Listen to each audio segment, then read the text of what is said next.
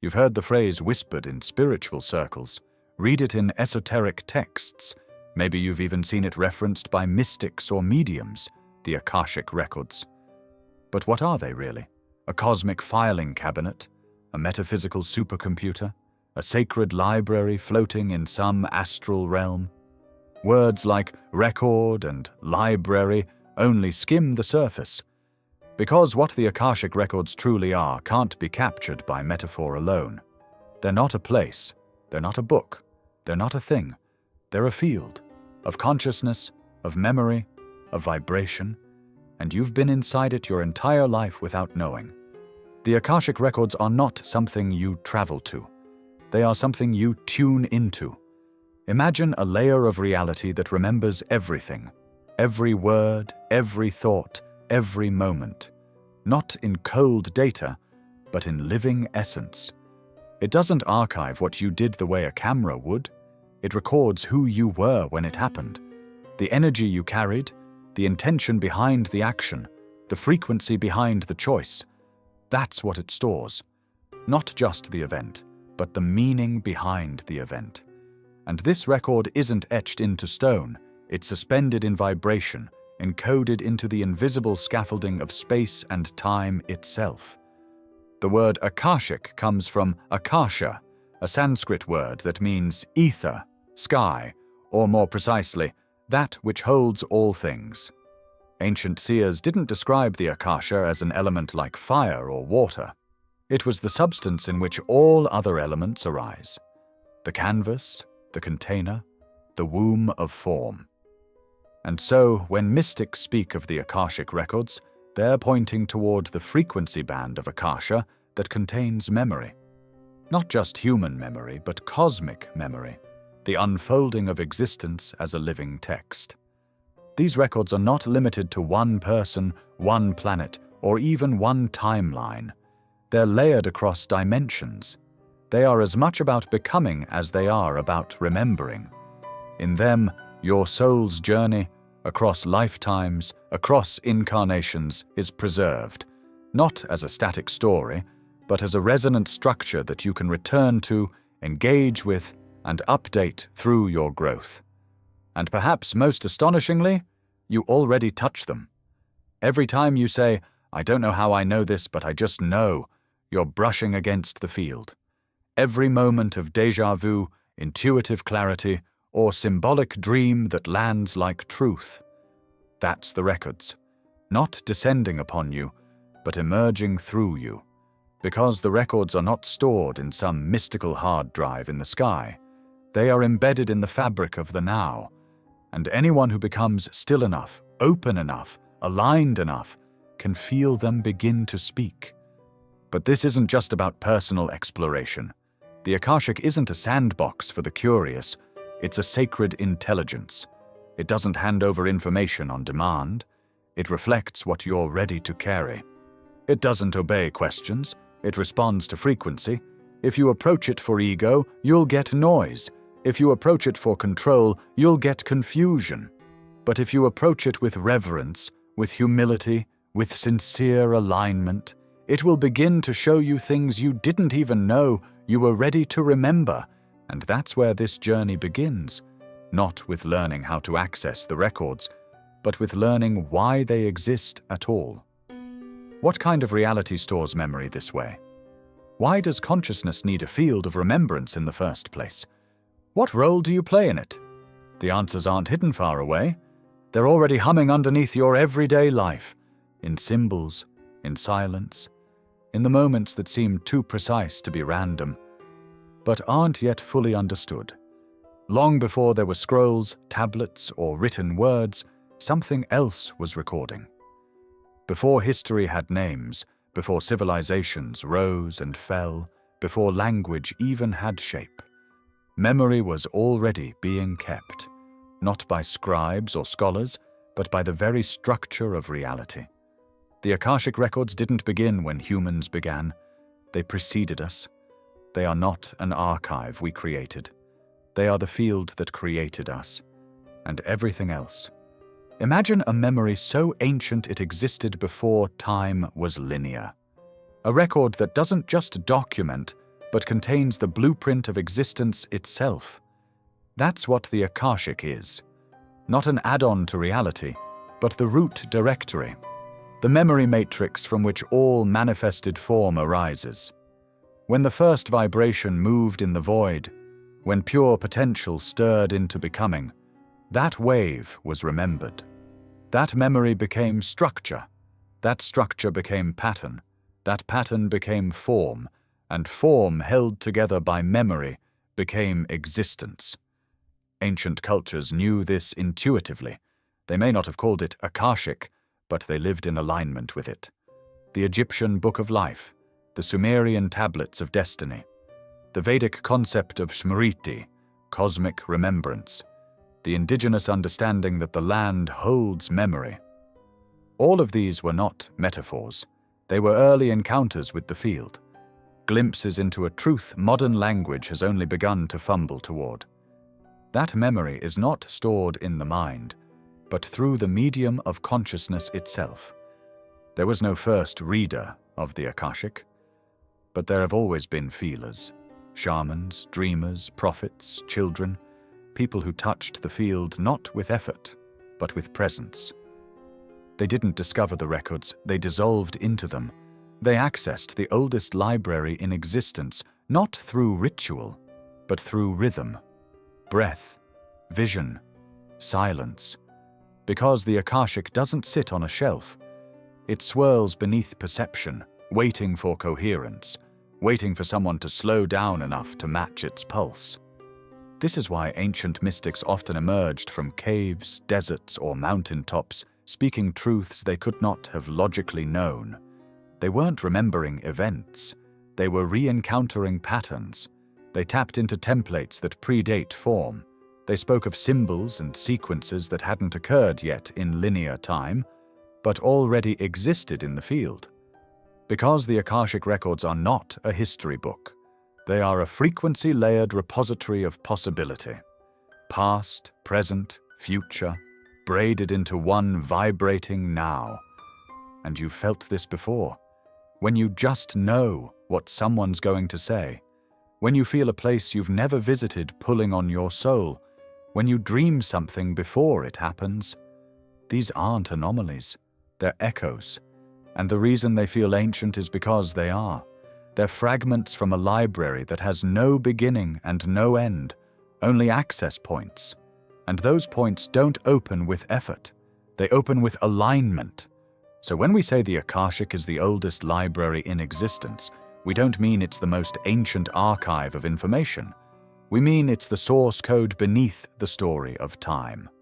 The place where what has happened, what is happening, and what could happen are all vibrating in parallel, ready to be witnessed by those willing to remember. But what is this library actually made of? If it's not in space, not in time, not in structure, what holds it together? What substance stores it? What's the medium that makes memory universal and not just individual? To answer that, we have to go further back. Not in history, but in vibration. Back to a single word that has carried this truth for thousands of years. Akasha. Before it became mystical jargon or spiritual shorthand, Akasha was a word whispered by sages, chanted in temples, woven into hymns that tried to describe what the eye could never see but the soul always felt. The word is Sanskrit, ancient and elemental.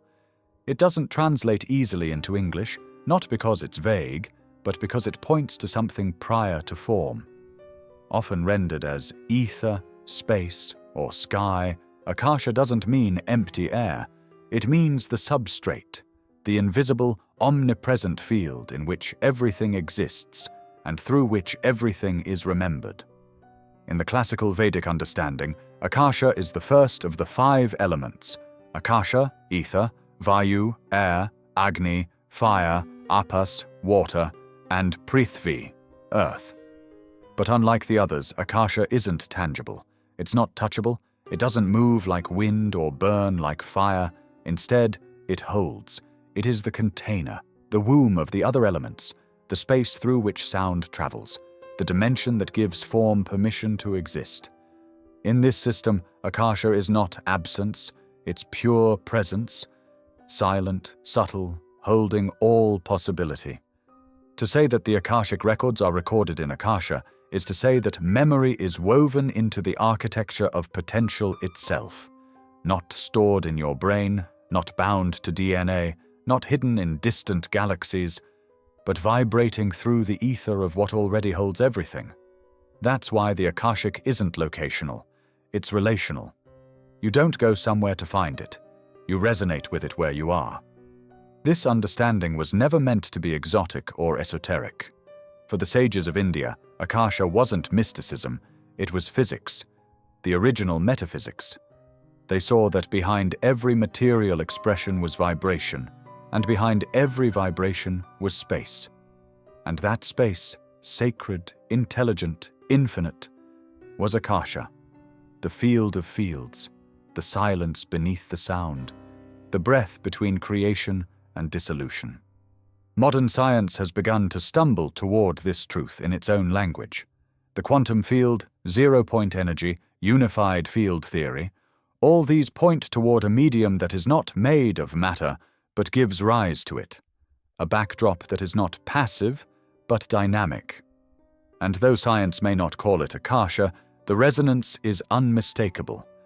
Because whether you speak Sanskrit or mathematics, the truth is the same. There is a field that holds everything. This is why so many ancient traditions have a word for it. The Taoists called it the Tao, the way that cannot be spoken. The Hebrews had Ruach, the divine breath. The Greeks spoke of ether, the fifth element that carried the divine spark.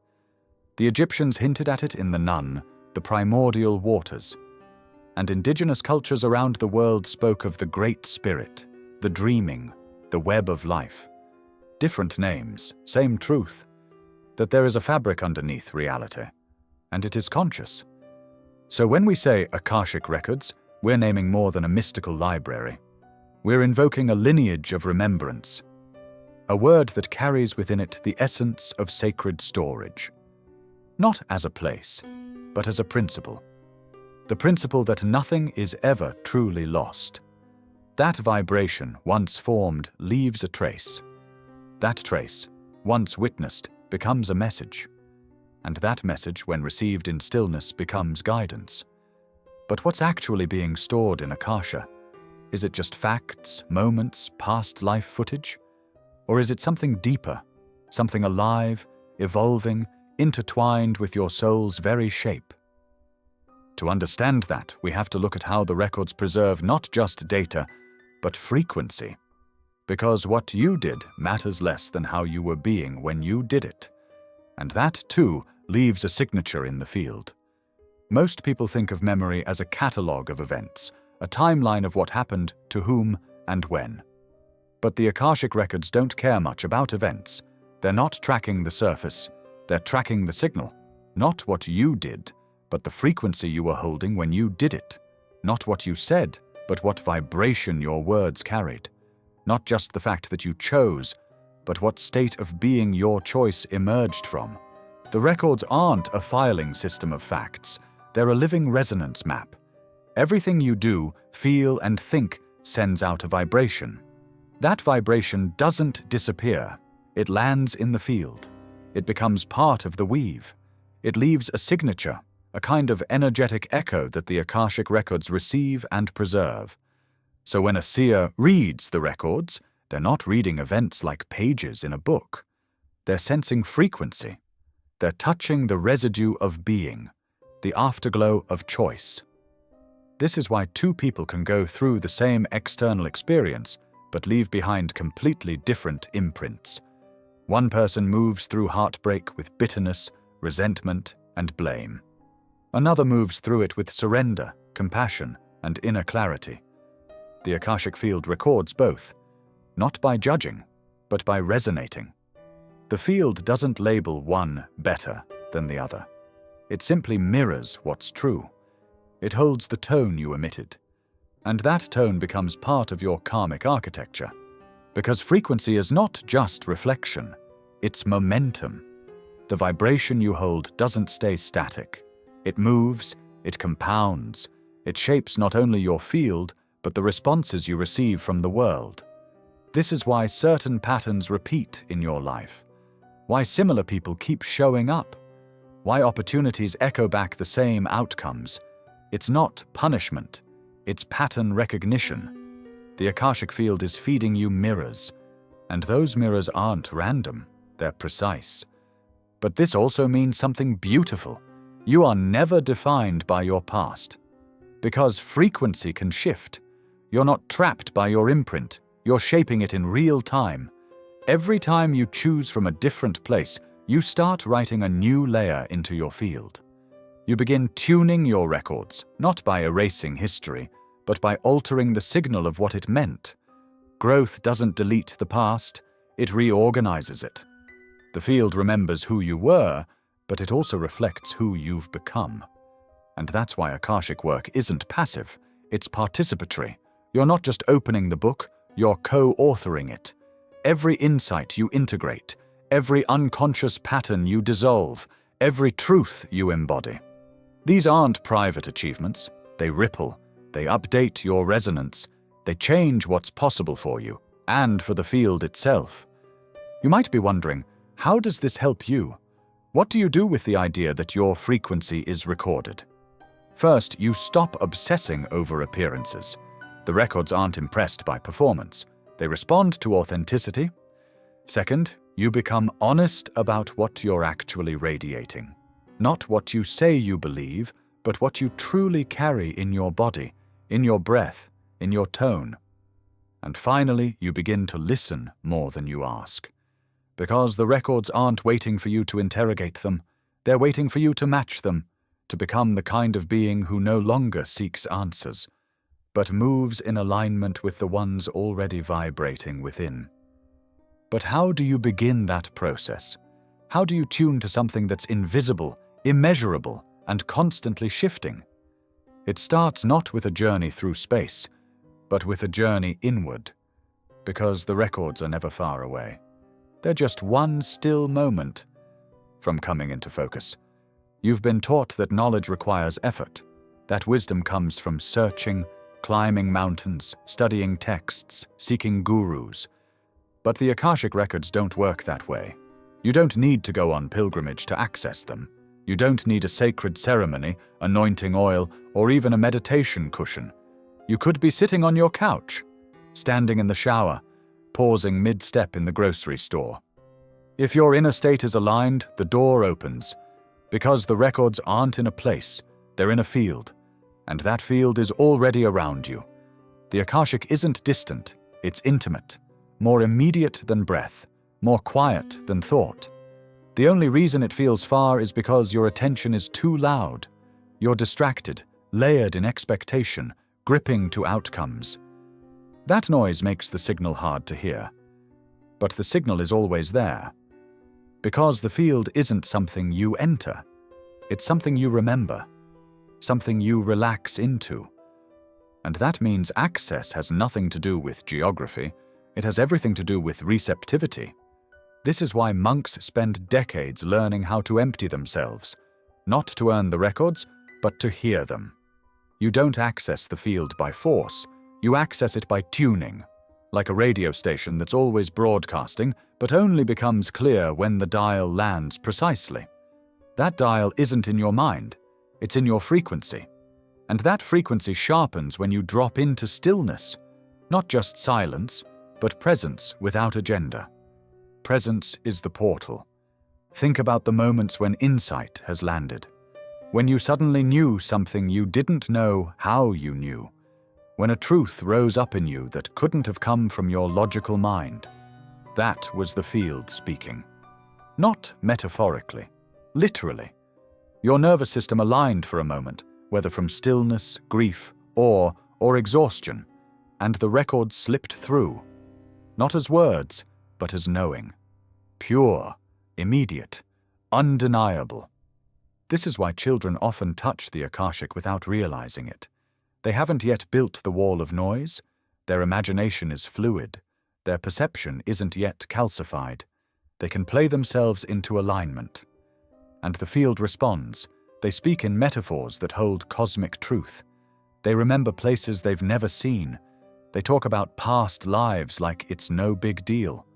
Because to them, it isn't. It's just how the world feels when your signal is clean. You've had those moments too. You've brushed against the field in dream states, in nature, in grief, in music, in love. Times when the mind goes quiet and something vast moves in. You didn't travel anywhere. You didn't chant ancient syllables. But the records opened, because you did, because your frequency hit the threshold, not of perfection, but of presence. And the moment that happens, geography collapses. Time dissolves. Access becomes available, not as a reward, but as a response. The field isn't looking for your credentials, it's listening for your clarity. And the moment you stop reaching and start remembering, the door doesn't just open, it disappears, because it was never closed to begin with. So forget the idea that you have to go somewhere special to touch the Akashic. The most sacred access point is the one you carry with you, your still, awake, surrendered attention. But if you can access the records from anywhere, what were mystics doing in deserts, caves, and temples all this time? Why did they retreat into isolation to hear what you can hear in a quiet breath? To answer that, we have to ask something deeper. What exactly were they touching? And who was reaching back? We picture the mystic alone, eyes closed, candle flickering, the world behind them dissolving. And in that stillness, something arrives, not from imagination, but from depth. A message, a vision, a knowing so whole it cannot be unlearned. We call these people prophets, sages, visionaries. We say they were chosen. But what if they weren't chosen? What if they were just listening to something we've forgotten how to hear? The mystics of every tradition, Sufi poets, Christian desert fathers, Buddhist monks, Gnostic seers, indigenous medicine men and women, weren't accessing different heavens. They were tuning into the same field, the same Akashic hum that surrounds you right now. But unlike most people, they didn't dismiss what they felt. They didn't label it coincidence or delusion. They followed it deeper. They gave their lives to the stillness required to hear it clearly. And what they heard was memory. Not personal memory, but planetary memory. Cosmic memory. The architecture behind the veil. They weren't given downloads in the way we imagine now, like spiritual emails from above. What they received was more intimate, more embodied. They merged with a level of reality where truth is a frequency, not a sentence. And from that place, they spoke. Not to impress, not to build a brand, but because silence had become too full not to overflow. What they tapped into wasn't exclusive to saints or sages.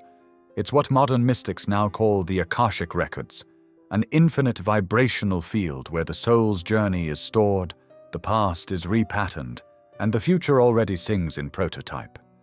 When a mystic sat in trance or wandered into the wilderness, they weren't escaping life. They were entering the layer beneath it, the blueprint. This is why their words still ring centuries later, why Rumi feels fresh, why Hildegard's visions still stir, why a sentence from the Tao can undo years of noise. These aren't poetic guesses. They are retrieved echoes from the Akashic, frequencies translated into human language by those who stayed long enough to feel what can't be forced. And what they brought back wasn't instruction. It was alignment. You may not live in a monastery or fast for 40 days, but the mechanism is the same. The Akashic doesn't care about titles or robes. It responds to coherence. If your field becomes still enough, sincere enough, it begins to tremble with memory. Not as hallucination, but as recognition. A phrase lands, a symbol arrives, a breath shifts, and suddenly you're not thinking about truth. You're standing inside it. Mystics didn't invent mysticism. They remembered the frequency of original reality, that layer before belief, before dogma, before translation. the same one you touch in dreams that feel more real than waking life. In moments of deja vu, in that wordless clarity when something inside you says this is true, and no argument can touch it. That's the Akashic opening. That's what they were tapping into. They weren't reaching for visions, they were becoming vision-capable. They purified their vessel not to be good, but to be clear. Because the clearer the vessel, the cleaner the signal. And when the signal is clean, the records don't need to be summoned. They arrive on their own. But why did so many mystics speak in riddles? Why cloak their revelations in symbols and parables instead of saying plainly what they saw? Because what they touched couldn't be explained. It had to be transmitted, and the only way to transmit that kind of truth is through the frequency of experience itself. To many, the Akashic and the astral seem like different realms. One is described as a field of divine intelligence, the other as a layered dream world, chaotic, symbolic, sometimes surreal. But this separation is artificial, because in truth, the astral plane and the Akashic field are intertwined. Not the same, but connected. Two frequencies vibrating in proximity. And the difference isn't in place, it's in depth. The astral is what happens when the mind begins to detach from the physical body, but hasn't yet dissolved into source. It's the in-between, a fluid realm shaped by thought, emotion, archetype, and belief. In dreams, meditations, visions, and altered states, you often pass through the astral without realizing it. It looks like the imagination, but with an intelligence of its own. It responds instantly to vibration. Fear brings distortion, clarity brings structure, and in moments of extreme coherence, something else becomes available. The threshold to the Akashic. That's where the two realms meet, not in location, but in frequency precision. The astral is shaped by projection. The Akashic is shaped by presence, but the door between them is thinner than you think. Many mystics entered the astral first, through trance, dreams, or vision, and then moved deeper, beyond the personal, beyond the symbolic, into a stillness that stopped responding to their mind. That stillness was the records. It didn't reflect their thoughts. It reflected their essence. This is why so many Akashic experiences begin with light imagery, surreal landscapes, or archetypal guides. You're passing through the astral on your way to something purer, something that doesn't bend to your expectation. The astral is a mirror, the Akashic is a map. The astral shows what you carry. The Akashic shows what shaped it, the root codes beneath your reactions, the source of the patterns that appear in both dreams and waking life. But here's the trap. If you're not anchored in intention and clarity, you can get stuck in the astral and think it's the Akashic. That's how distortions creep in.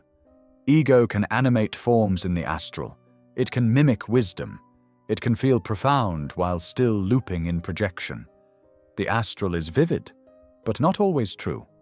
The Akashic, by contrast, doesn't entertain performance. It's not impressed by symbols.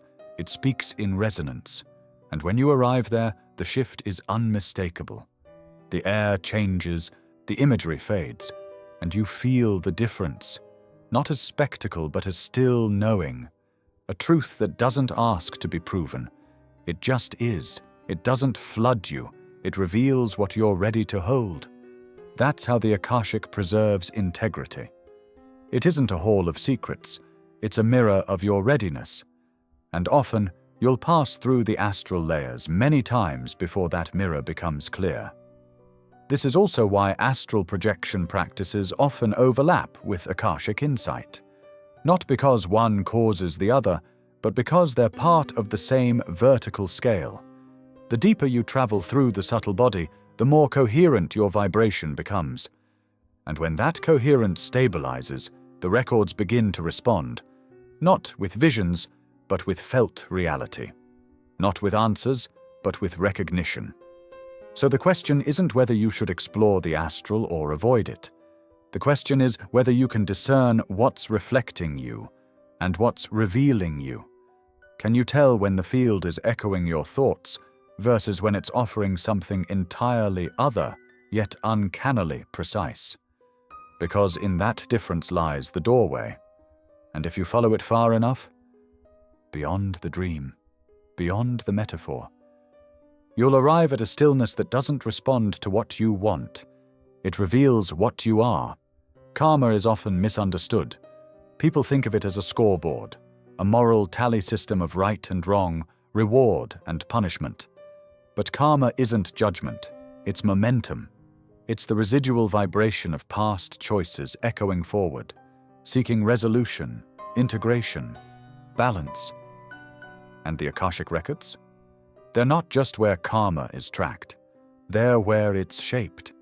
Every decision you've made left a frequency signature, not just the action, but the state of consciousness that fueled it. Did you act from fear or truth? From manipulation or clarity? From defense or devotion? The Akashic Records don't store the surface details, they store the tone beneath the act. And that tone creates karmic threads, vibrational loops that continue playing until they've been heard completely. Karma isn't cosmic punishment, it's spiritual physics. The field is constantly seeking coherence, and karma is the process by which incoherent vibrations are brought into harmony. The records remember every frequency that hasn't yet resolved, not as a judgment, but as an invitation.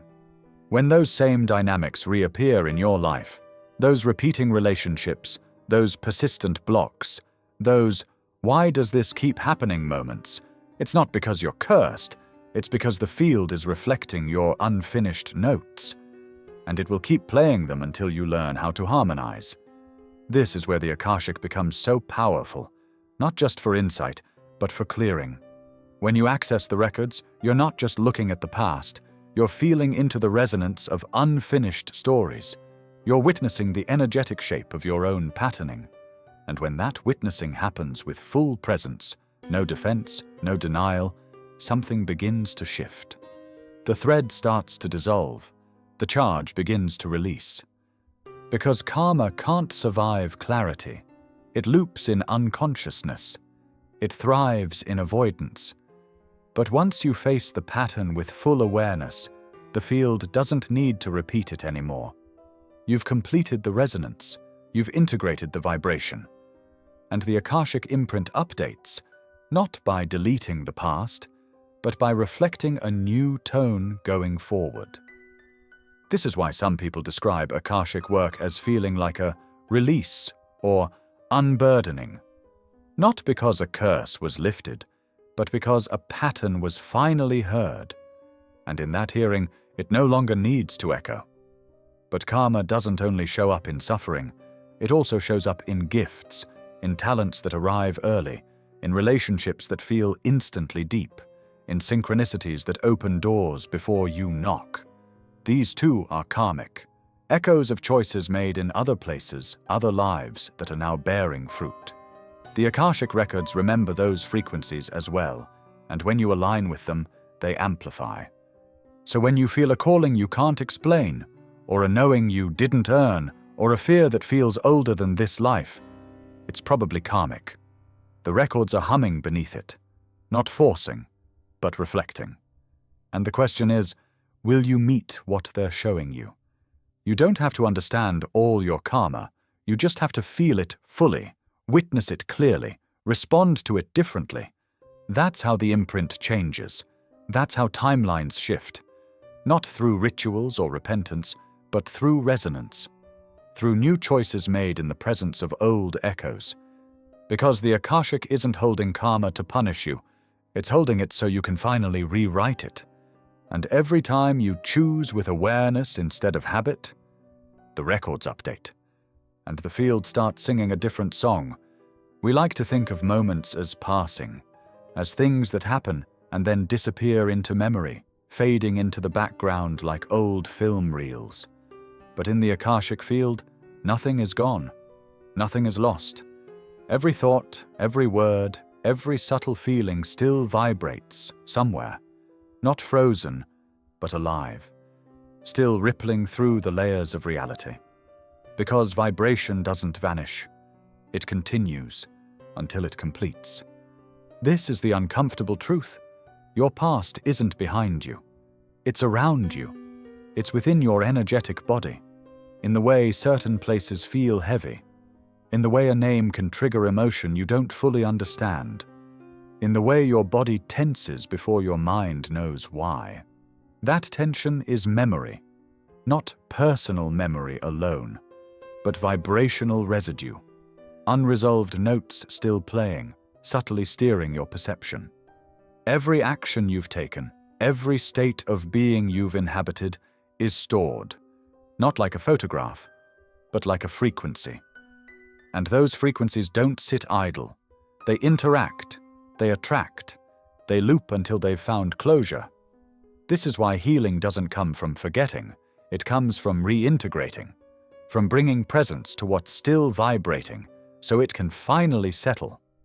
The Akashic Field holds these vibrations with perfect precision, not to condemn you, not to glorify you, but to mirror back the exact shape of your journey. The sharp turns, the repeating notes, the forgotten chapters, not for nostalgia, but for realignment. Because if something you did is still shaping your frequency now, the field will respond accordingly, not as judgment, as geometry. This is how people can be haunted by a decision they made decades ago, even if they moved on. If the frequency behind that decision was never digested, it's still active. It doesn't matter if your mind rationalized it. The field doesn't speak language, it speaks tone, and tone doesn't lie. That's why you can smile and still attract grief. You can affirm abundance and still repeat scarcity. Because the true message is what your body still carries. But this isn't just about trauma, it's about power. Every moment you've loved deeply, surrendered fully, or acted from your highest truth, that vibration still echoes too. It draws things toward you. It creates openings you haven't even recognized. That moment you spoke with courage. That time you forgave when it wasn't easy. That glimpse of selflessness you didn't think mattered. The field remembers it all. And when you align again with that frequency, life begins to mirror it back, instantly. This is why spiritual memory matters. You're not starting over. You're resonating forward. You're building upon an invisible architecture of choices that still carry weight. That's what karma, growth, and synchronicity all have in common. They're feedback loops for frequencies that are still alive. The Akashic isn't tracking you like a surveillance system. It's holding the music you've made. And when you step into silence, when you enter presence, you can begin to hear it. Sometimes faint, sometimes overwhelming, but always there. Your song, your thread, your vibration still unfolding. And when you become aware of that, everything changes. Your life stops being random. Patterns begin to reveal their origin. Decisions start to feel sacred, not because of what's at stake, but because of what they add to the field. So what's still vibrating around you? What emotion keeps surfacing, no matter how much you've moved on? What truth still feels unfinished, not in thought, but in tone? Because until you meet that vibration fully, it will keep echoing. Not to hurt you, but to call you back, to the part of yourself that's still waiting to be witnessed. Most people think of the subconscious as a psychological basement, a storage unit for forgotten memories, hidden fears, and unexplored beliefs. But it's more than that. The subconscious isn't just a mental function. It's an interface, a bridge, a localized access point to something far greater than your personal history. And if the Akashic Records are the universal archive, your subconscious is your personal portal into it. The subconscious doesn't speak in logic. It speaks in images, emotions, dreams, triggers, and timing. These are the very same tools the Akashic Field uses to echo itself into your life. The overlap is no coincidence, because your subconscious mind isn't just a product of your biology, it's a lens, polished or clouded, through which the Akashic reflects your current alignment. What you suppress, what you cling to, what you've outgrown but still protect, It all lives in your subconscious, and it colors how the records speak to you. If the Akashic Field holds the full map, your subconscious decides what part of that map you're able to see. Not as a gatekeeper, but as a filter, until the subconscious becomes coherent, until its shadows are illuminated and its beliefs are aligned. It distorts access. You might ask for insight and get only noise. You might dream of answers but forget them on waking. Not because the records are withholding, but because your internal receiver is still fogged. This is why so many people begin accessing the Akashic after a period of emotional work, inner child healing, or shadow integration. As the subconscious becomes less defensive and more transparent, the records begin to resonate more clearly. The static clears, the patterns surface, the truth stops hiding. Because the subconscious and the Akashic were never separate. One is the root system, the other is the sky. Think of it this way. The Akashic records contain the full song, but your subconscious decides which notes you're able to hear. If you've stored guilt in your system, you might only hear judgment in the records. If you carry unworthiness, you might interpret silence as rejection. But if you clear those internal filters, something profound happens. The records begin to feel personal, not because they've changed, but because you have. This is also why synchronicity begins to spike when the subconscious starts to soften. The clearer your inner field, the more responsive the outer world becomes. The dreams become more vivid. The gut instincts become more reliable. You stop questioning whether a moment meant something, because meaning becomes your default setting. And at that point, you're not accessing the Akashic occasionally. You're walking in it. Your subconscious is constantly interacting with the records, even when you're unaware. This explains why some people feel like they're downloading information in their sleep, or why old memories resurface after spiritual experiences. It's not random. The subconscious is syncing with the field, updating its filters, allowing previously hidden vibrations to come into view. But this raises a deeper question. If your subconscious is a mirror of your unprocessed material, and the Akashic is a mirror of your soul's total journey, what happens when the two align? What opens when the internal becomes clear enough to reflect the eternal? That's when access stops being an event and becomes a state. That's when the boundary between inner knowing and cosmic memory dissolves. Because in truth, the records don't live somewhere else. They live in the parts of you that are finally ready to stop forgetting. Not everyone who touches the Akashic records does so intentionally. Some never even hear the word Akasha before their first encounter. No ritual, no sacred training, no knowledge of esoteric traditions. Yet suddenly, they know something they couldn't have known.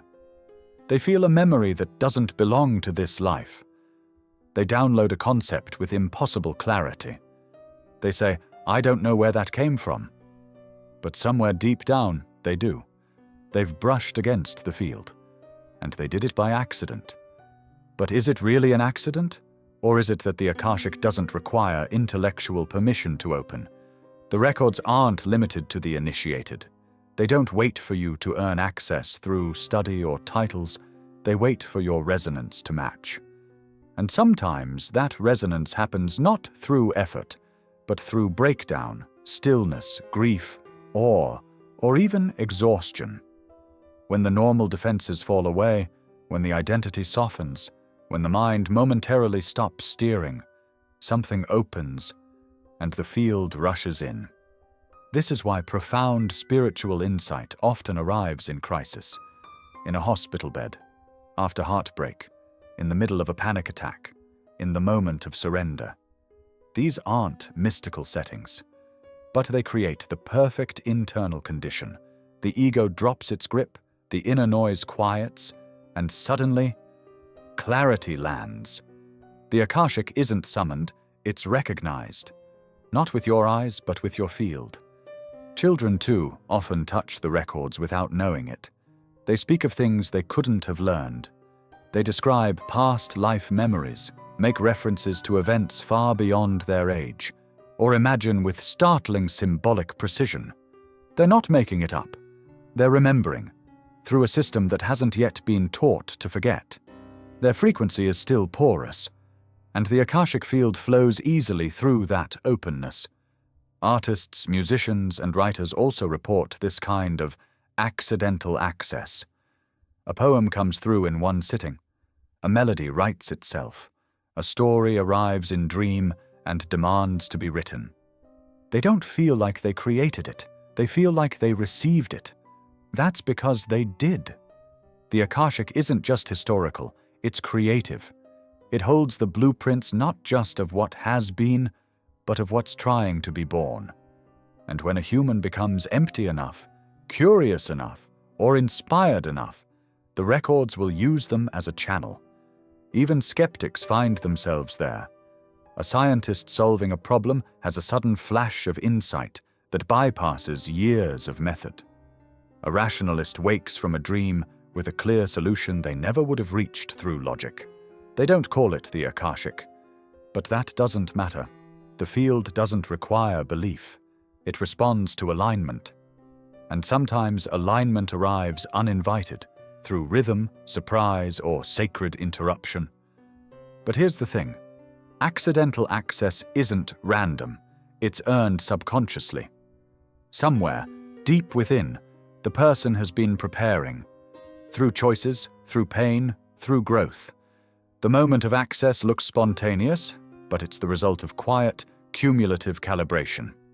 1,000 subtle shifts finally reach threshold, and the records begin to speak. The tragedy is that most people ignore these moments. They write them off as flukes, they dismiss them, and the signal recedes. But those who listen, those who pause and say, "Wait, that felt different," they begin to reopen. They turn an accident into a path. They begin to walk in a different frequency. And the Akashic starts responding intentionally. So the question isn't, why did that moment happen? It's, what part of me was finally quiet enough to hear? Because once you've touched the field, even by accident, you've already proven something profound. You don't have to chase the records, you just have to remember where you already met them. There are places the conscious mind can't reach, not because they're hidden, but because they're too subtle, too vast, too non-linear to be grasped by logic alone. And yet, many people glimpse those places, often in dreams, in altered states, or at the edge of life itself. These are the states where the veil thins, where the usual filters dissolve.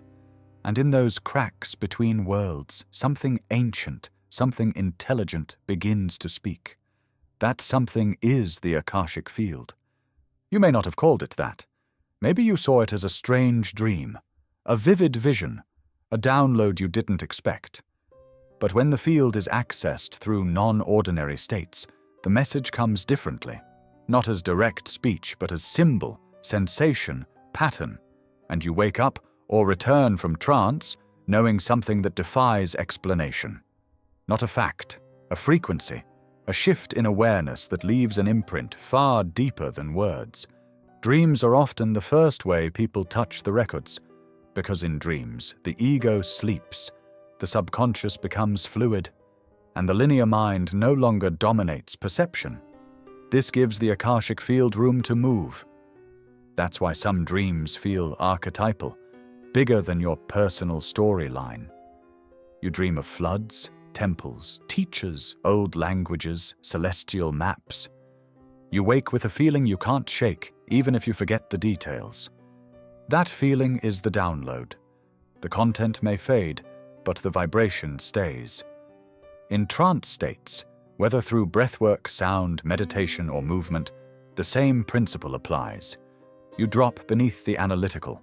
You move out of the beta wave patterns of normal cognition and into deeper rhythms. Theta, delta. The body relaxes, time stretches, the sense of self loosens, and in that loosened space, other frequencies become accessible. The Akashic Field begins to filter in, not in loud announcements, but in layers of resonance. Insight lands, a vision forms, a truth rises that doesn't feel like imagination. It feels like remembrance. Near-death experiences are perhaps the most dramatic form of accidental access. People who come back from the edge often describe reviewing their lives, not just as a sequence of events, but as an immersive experience. They feel what others felt. They see moments from multiple angles. They grasp meaning they missed the first time. This isn't fantasy. It's frequency integration. The Akashic Records are showing them the echo of their imprint, not to judge but to reveal, to offer coherence before return. And this coherence has a purpose. It's not just for awe, it's for realignment. When you touch the Akashic in these states, something inside you begins to recalibrate. You no longer live from concept, you live from resonance. Decisions shift, desires refine. Things that mattered stop mattering. Things you ignored begin glowing, because the field didn't just show you something, it updated your vibration. But here's the secret. You don't have to nearly die to reach that state. You don't need to wait for your dreams to get intense or your meditations to become cinematic. What matters is how open your system is to receiving without control. Can you enter silence without agenda? Can you let go of needing to interpret everything immediately? Because the more fluent you become in symbolic language, in felt sense knowing, in intuitive listening, the more often you'll touch the records without effort. Dreams, trance, thresholds, these are the back doors. Not shortcuts, but states where the mind finally gets out of the way. And when that happens, the records don't knock. They walk right in, not to impress you, but to remind you of the truths you've always carried, just beneath the surface of forgetting. To the Akashic Records, past lives aren't distant memories. They're active frequencies, not locked away in some spiritual vault, but vibrating inside your current field, here, now. You don't carry them as stories, you carry them as tone, a fear that doesn't match this lifetime, a talent that emerged fully formed, an inexplicable pull toward a place, a time, a culture you've never experienced firsthand. These aren't accidents, they're echoes. They're the way your soul's previous choices continue to hum beneath your present. Most people think of past lives as a cinematic replay, faces, names, timelines, but the Akashic doesn't catalogue lifetimes like a history museum. It doesn't care what century you lived in or what outfit you wore. It cares about resonance. What lesson was being learned? What truth was being tested? What pattern was incomplete?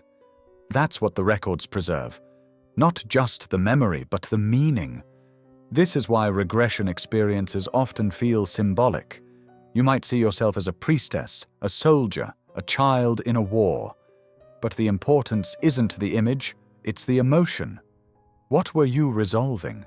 Where did your soul contract? Where did it expand? The records aren't offering entertainment, they're offering clarity. They're saying, this vibration didn't complete. It's still shaping your now, not as punishment, but as invitation to revisit, to integrate, to evolve. Sometimes the imprint is heavy, a wound carried across lifetimes, a betrayal you keep reenacting, a phobia that logic can't touch. Other times it's light, a gift you didn't earn in this life but express effortlessly, a sense of mission that burns without origin. These are karmic threads, and they don't need belief to operate. They simply exist. They shape your magnetism, your habits, your sensitivities. They color the way your soul shows up, because they are part of your soul. But here's what the records make clear. Past lives aren't something you need to solve. You don't have to know every detail to heal their impact. You simply have to become present enough to recognize when a current reaction is too loud for its trigger, when something inside you is responding not just to now, but to then. That's your cue. That's where the frequency is rising again, asking to be seen, honored, and reintegrated. The beauty of Akashic Access is that it bypasses story and moves straight to vibration. You might not know what lifetime the pain began in, but if you feel it fully now, without collapse, without denial, it begins to resolve. Because the records don't require narrative, they require witnessing. And witnessing is what transmutes the loop. It's how karma evolves, not through mental understanding, but through frequency coherence. This is why you don't need to chase past life memories. If they need to surface, they will. And when they do, they'll bring exactly what you're ready to hold. No more, no less. The Akashic doesn't flood. It calibrates. It knows what would overwhelm you. And it also knows what would awaken you. So when you feel something ancient rising, an emotion with no clear cause, a dream that feels older than your body, a relationship that lands with uncanny familiarity, don't rush to explain it. Sit with it. Breathe into it. Ask it what it's trying to show you now, because even if you never remember the past life story, you can shift the present-day pattern. And when you do, the records shift too. The imprint updates, the thread completes, and your soul steps forward, lighter, clearer, freer. Not because you escaped the past, but because you finally remembered who you've always been through it. In this world, time moves in one direction. Forward, 1 second after another. Past behind you, future ahead. But the Akashic Field doesn't obey that rule. It doesn't live inside time. Time lives inside it. And when you access the records, you don't just step into information, you step into a different geometry. A place where timelines don't line up like a road, but radiate like spokes from a center. Where the past, present, and future aren't separated by distance, but by vibration. That's why, when people enter the Akashic, they often describe seeing things that haven't happened yet, or remembering things they've never lived. It's not imagination, it's resonance. The field isn't showing them a chronological history, it's showing them a frequency alignment. What's true at one layer of vibration becomes visible, even if it hasn't unfolded yet in physical form. To the records, the future isn't fixed. It's a set of probabilities, patterns in motion, momentum taking shape, and the more coherent your current frequency, the more clearly the field can reflect what's likely to unfold. But this isn't fortune-telling, it's frequency forecasting.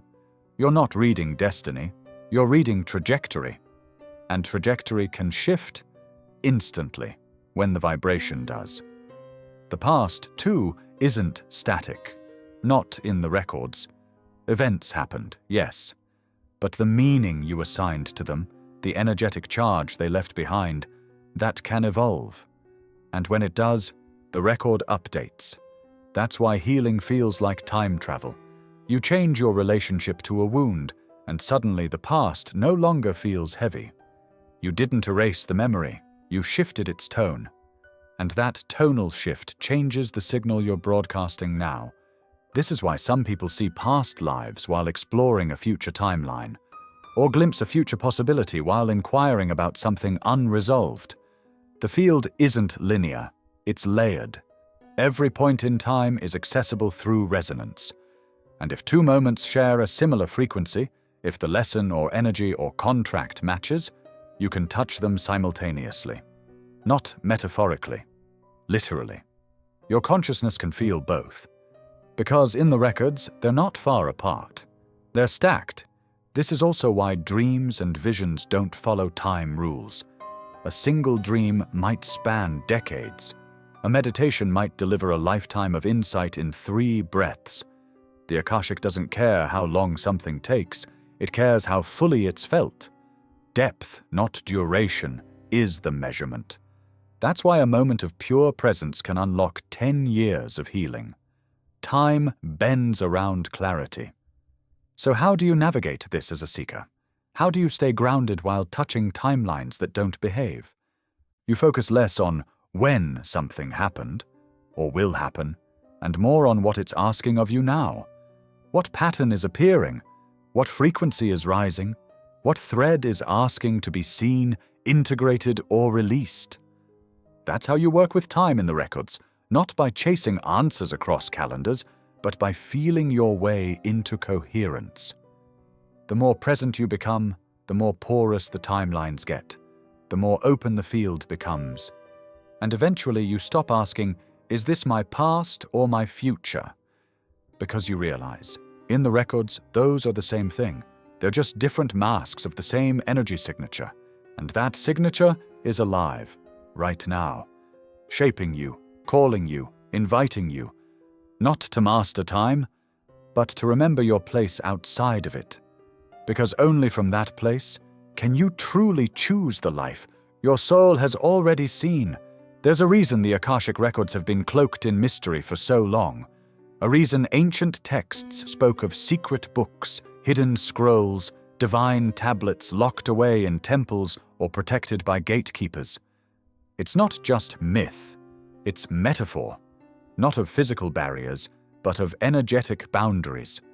The records aren't guarded by force, they're guarded by frequency, and they only open to those who carry the vibration of respect, responsibility, and resonance.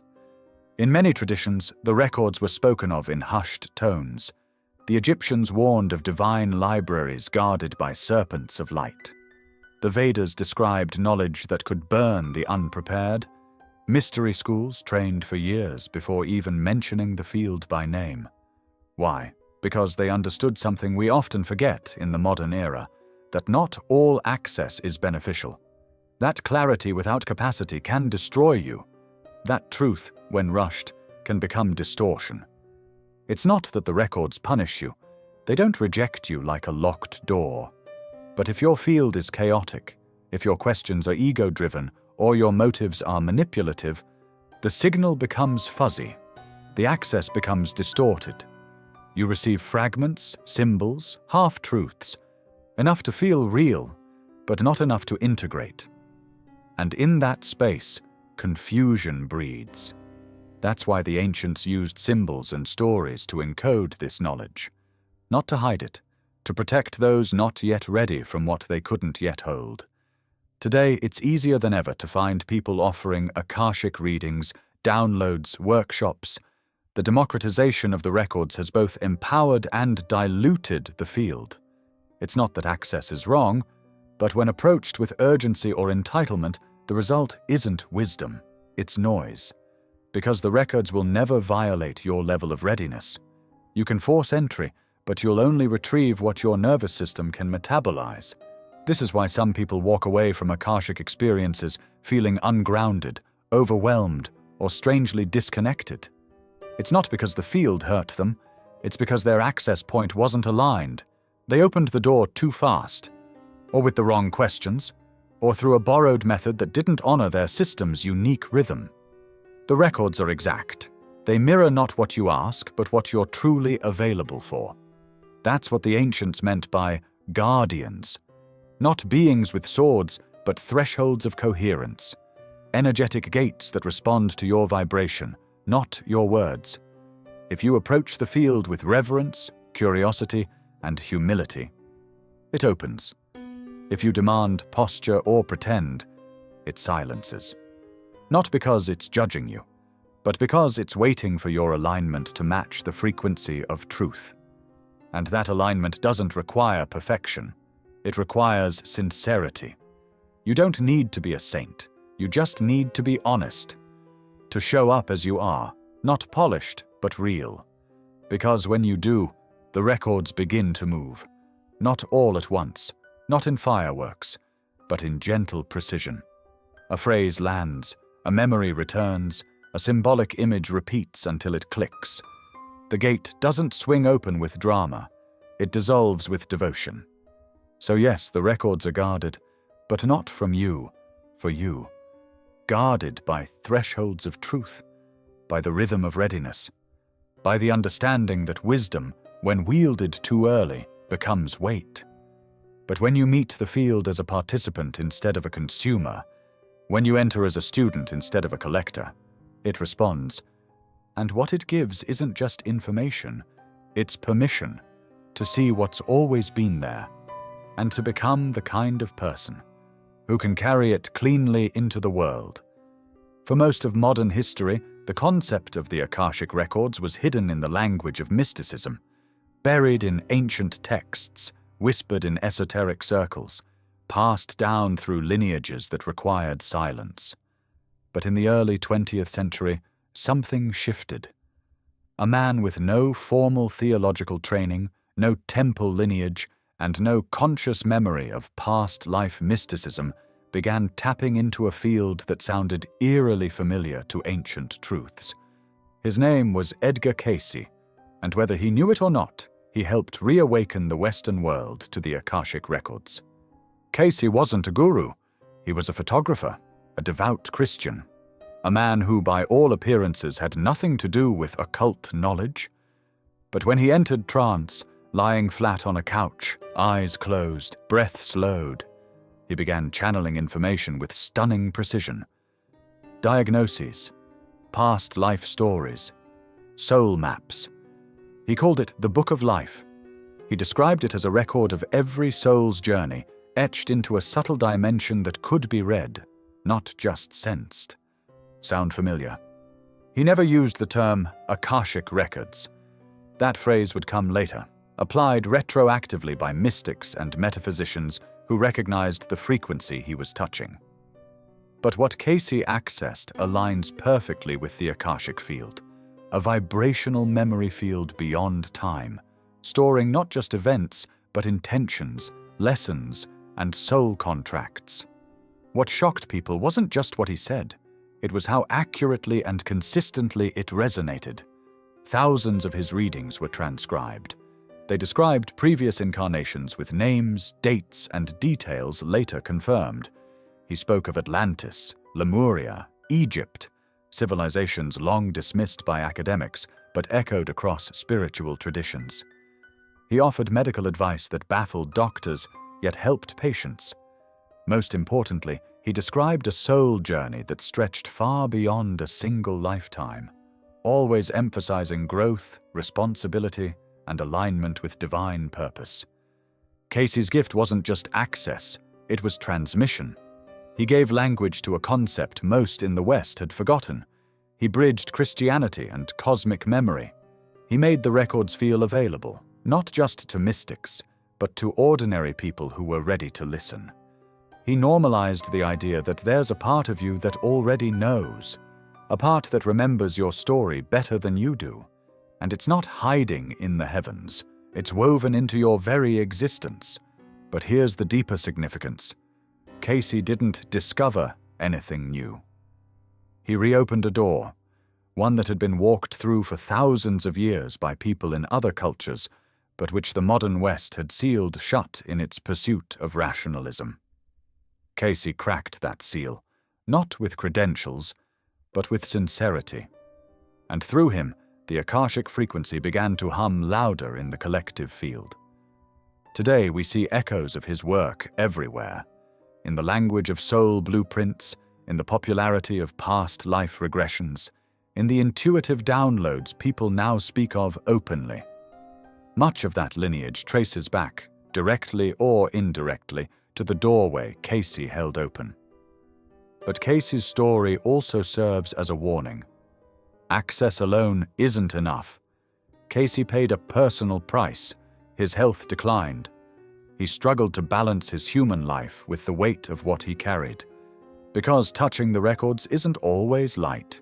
It brings responsibility, it awakens depth, and if the vessel isn't strong, the signal can burn. So what does his life teach us? That the records are real, that they respond to sincerity, that you don't need to be born into a mystical lineage to access them, but you do need to be ready to carry what they show you. Because once you see the shape of your soul across lifetimes, you can't go back to pretending you're small, and the records will never stop calling you forward. For centuries, access to sacred knowledge was reserved for the few, the initiated, the anointed, the chosen. Temples had thresholds. Lineages had gatekeepers. You didn't just walk into the mysteries. You were brought in, slowly, deliberately, under guidance. This was partly protection, partly tradition.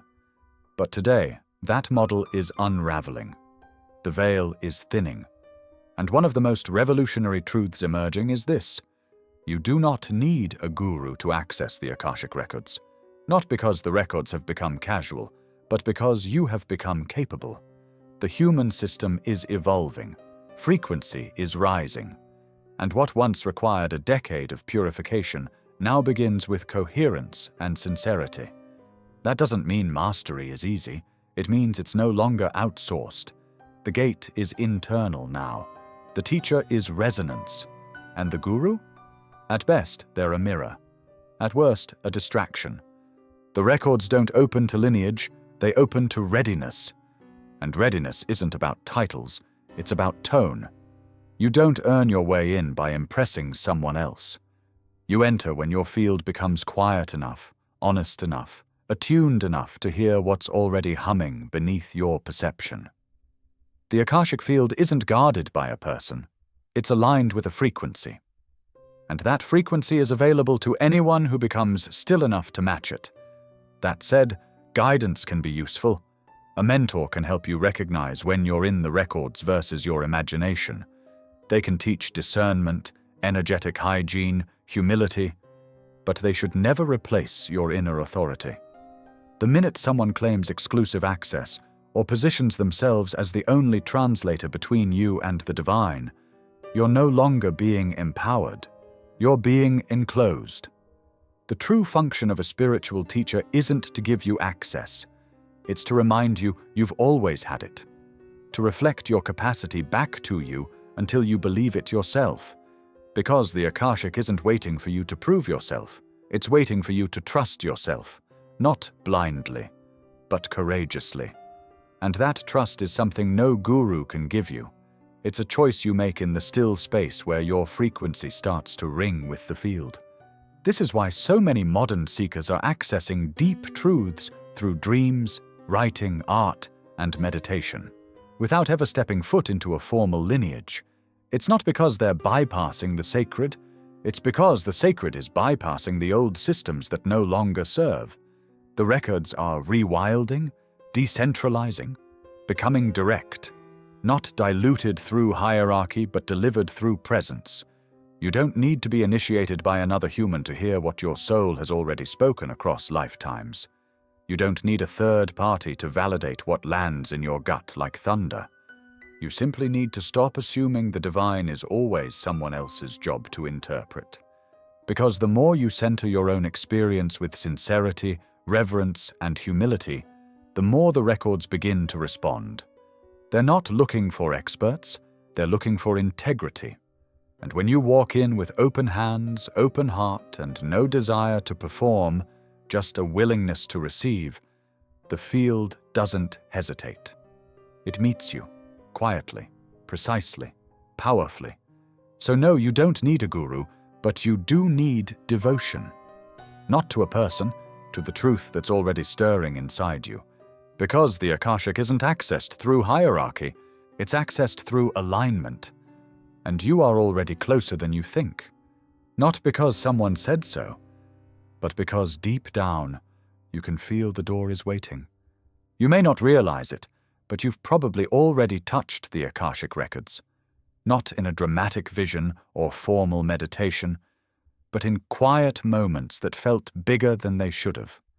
A sudden clarity, a knowing that didn't come from logic, a memory that wasn't yours but landed like truth. These aren't coincidences, they're contact points, glimpses of a field that's always been with you, whispering through your life in ways you didn't know how to name. One of the first signs is recognition without exposure. You hear about a spiritual concept, a symbol, or an ancient teaching, and something in you lights up. Not with curiosity, but with familiarity. It doesn't feel new, it feels remembered. That's not imagination, that's resonance. The records are stirring in your field, echoing something your conscious mind hasn't caught up to yet. Another sign is the sudden arrival of information that feels too specific, too timely, too exact. You're sitting with a question, and a sentence drops into your mind, not like a thought, but like a message. It feels deeper than intuition, It comes without emotion, without narrative, just a simple, undeniable truth.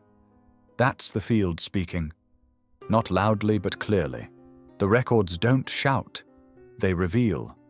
Dreams are another doorway. Not just any dreams, the ones that stay with you. The ones that feel more real than waking life. Maybe you walk through ancient cities you've never seen, or meet a guide who doesn't speak but leaves you changed. Maybe you wake up with tears on your face or a phrase burning in your chest. The content doesn't matter. What matters is the vibration. If you wake with a shift, energetic, emotional, spiritual, you are in contact with something outside time. Some people touch the records through creativity. A painting that painted itself, a song that arrived whole, a piece of writing that felt channeled more than written. You look back and think, where did that come from? And the answer is, from the part of you that's still fluent in the field, the part of you that never forgot how to listen. And then there's the deeper, subtler sign, the moment of stillness that lands like revelation. You're not asking for insight, you're not seeking answers, you're just walking, resting, breathing. And suddenly, something clicks. A truth you weren't even looking for shows up, fully formed. It doesn't feel like discovery, it feels like homecoming. That's the Akashic too. Not arriving as a spectacle, but as a remembering. Why does this happen without intention? Because the records aren't waiting for rituals. They're waiting for readiness. When your field becomes coherent enough, through presence, grief, love, surrender, the channel opens. And sometimes the most profound access happens when you stop trying to reach for it. You've likely felt this in moments of profound transition. After loss, during birth, on the edge of change. Times when your identity softens and the deeper layers of self begin to speak. What surfaces in those moments isn't random. It's recorded. It's precise. The records are surfacing the frequencies you're finally prepared to hold. So if you've ever said, I don't know how I know this, but I just do, you've touched the records. If you've ever felt like a moment was too perfect to be coincidence, you've touched the records. If you've ever wept from a truth that didn't come from your mind, you've touched the records. You've been walking with them longer than you think. And now, the question isn't whether you've touched them. It's whether you're ready to recognize the frequency of that contact and step into it. On purpose. When people think of insight, they often expect words, clear instructions, bullet points from the universe. But Akashic insight rarely arrives like that. It doesn't shout. It doesn't hand you explanations wrapped in language. It moves through the subtle body first, through sensation, image, atmosphere, through vibration. Because the Akashic Field doesn't speak in sentences, it speaks in symbols, frequencies, and knowing. Sometimes the insight lands as a symbol. You see a spiral, a flame, a doorway, not with your physical eyes, but in your inner vision, in meditation, in dreams, in a moment of silence. You don't always understand it right away. That's intentional. The symbol is a carrier, a container for resonance. It's not a puzzle to solve, it's a vibration to sit with. And if you let it work on you, it will begin to unfold. One layer, then another. Not through thinking, through being with it. Other times the insight arrives as a download, a rush of information. You close your eyes and suddenly the answer is there, fully formed. You don't walk through logic to find it. It lands. And you don't know how you know, only that you do. These downloads can feel electric, like something outside you just passed through you. They may come with a flood of words, or just one truth that realigns everything. Either way, they leave an imprint, not just in your mind, but in your frequency. And then there's knowing, the deepest, most mysterious form of insight. No visuals, no visions, no grand moment, just a quiet, immovable certainty. You don't argue with it, you don't need to test it, it simply is. Like you're remembering something your soul has always known. This kind of knowing doesn't shake you, it steadies you. It doesn't excite the ego, it silences it. It enters gently but leaves a permanent shift in the architecture of your awareness. What's important to remember is that the field doesn't care how you receive. It's not evaluating whether you're visual, auditory, or kinesthetic. It speaks in the channel you're most open to. And it adjusts in real time. If you're highly symbolic, it sends images. If you're emotionally sensitive, it moves through feeling. If you're deeply intuitive, it anchors through knowing. And often, it uses all three, weaving them into a moment that feels undeniable. But Akashic insight is not just about receiving. It's about recognizing. The truth is, the field is always offering insight. The question is, how quiet have you become? Can you tell the difference between your thoughts and a transmission? Can you feel when something lands with a deeper vibration than your inner monologue? That's the skill. Not hearing more, but distinguishing better. This is why preparation matters. Why stillness matters. Because the records are subtle. They don't push past your noise. They wait until there's room. And when there is, they don't flood you. They match your readiness. One symbol, one line, one tremor of knowing. And that's enough, because a single Akashic insight can reorganize entire lifetimes of confusion. So the next time you feel something arrive that wasn't yours, the next time a symbol repeats, or a sentence lands, or a knowing won't leave, pause. Don't analyze it right away. Let it breathe, let it work on you, because the records don't reveal themselves to the curious, they reveal themselves to the coherent. And when they do, it's not just what you learn that matters, it's who you become in the receiving. We romanticize spiritual access. We talk about downloads, visions, timelines, past lives, as if truth is always a gift. But truth, when it lands before you're ready to hold it, can crush you. It can destabilize your identity, flood your nervous system, and leave you more fragmented than aligned. Because the Akashic Records do not just offer beauty and clarity, they offer reality. And reality, when unveiled too early, becomes weight. This is the unspoken cost of premature access. People chase the records like treasure, not realizing that what's stored there isn't filtered for comfort. The field doesn't soften its revelations to match your preferences. It reflects your resonance. If you walk in with hunger for power, validation, or escape, the field doesn't punish you. But what it shows you may unravel everything you thought you were ready for. That unraveling is sacred. But it's also emotional and deeply intense. Some people touch the records too soon, receive a truth too sharp, and then spend years trying to put themselves back together. They see a past life that explains everything but leaves them reeling. They receive a glimpse of their soul path so vast it terrifies them. They feel the weight of choices made across timelines and don't yet have the grounding to integrate what they've seen.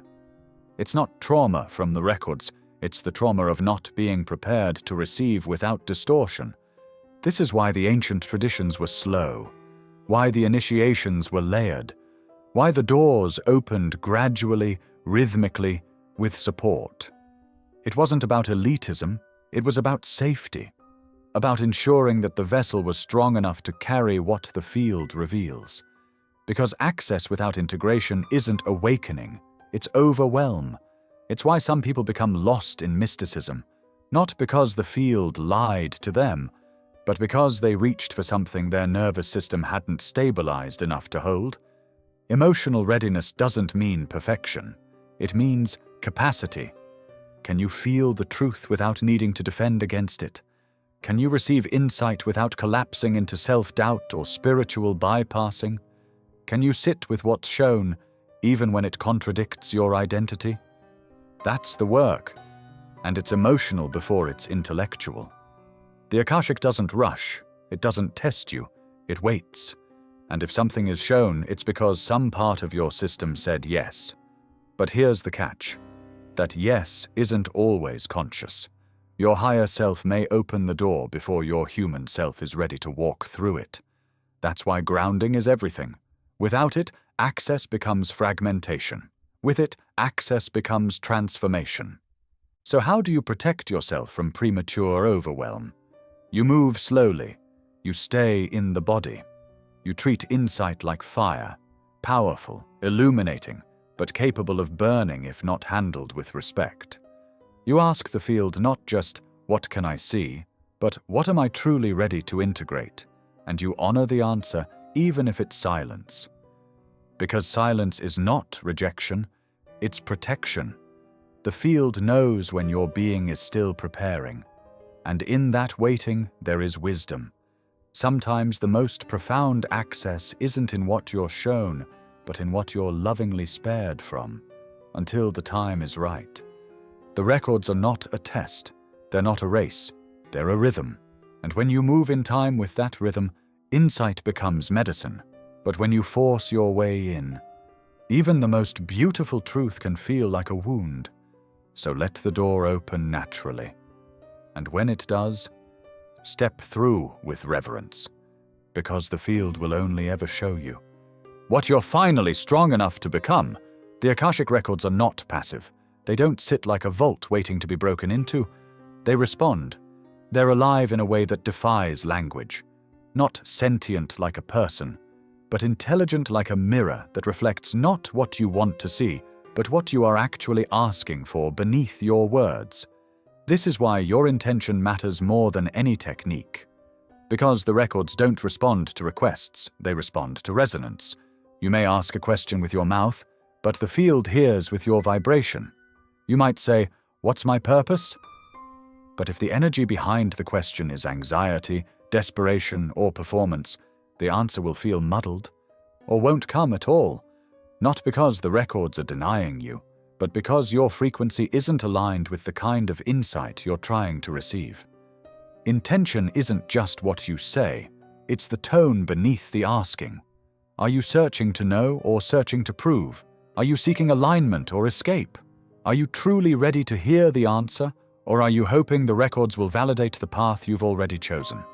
These are the deeper currents shaping what the field reveals.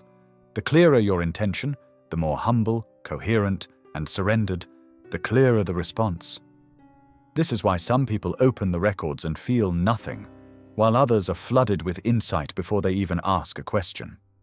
The field isn't showing favoritism. It's responding to readiness, to the honesty of the seeker. The records don't reward the clever. They reward the aligned. You don't need to ask the perfect question. You need to be in the frequency of sincere inquiry. That's what opens the channel. And the wild part is, sometimes you receive something completely different than what you asked for.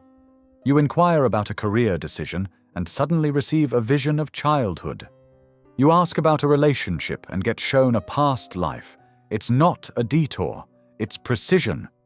The records always show you what's underneath your question, what needs to shift before the surface concern can actually be addressed. They don't answer the mind, they answer the soul, and the soul doesn't care about performance, it cares about evolution. The records are here to help you grow, not to coddle, not to flatter, but to reflect what you are ready to meet.